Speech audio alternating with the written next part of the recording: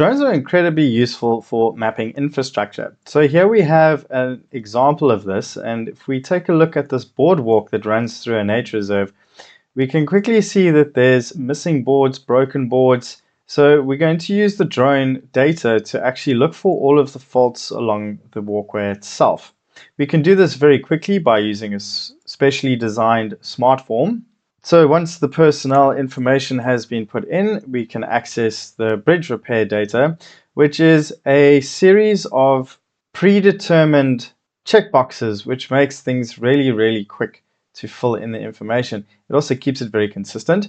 So by using the checkboxes, we can then create a field, which will then create a data point at the specific spot, telling us what's wrong with the bridge.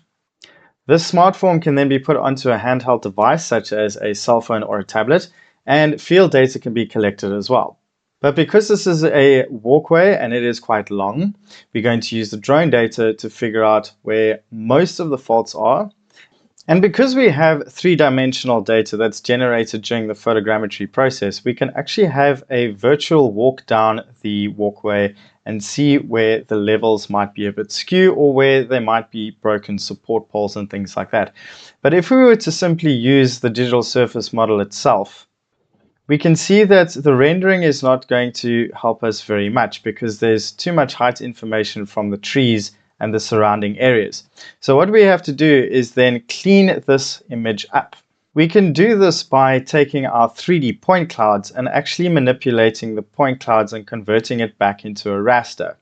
So now that we've isolated our walkway in the 3D point cloud, we can actually start to clear up the information. So we can remove the trees along the way, like so, therefore leaving us with the elevation information for just the walkway.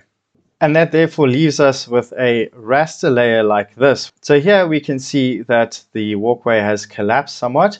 And if we take a slow walk down the walkway itself, we can see that another area here has collapsed too.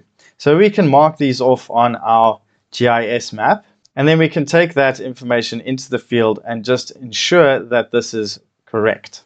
So if we select our point and we go to our attributes table, there is a skew deck there, and there is also an image there that aligns with the data from the drone. So by using the drone data, we can very quickly pick up where there's faults in the field. From there, we can actually start to build our management plan around how to actually fix the whole thing.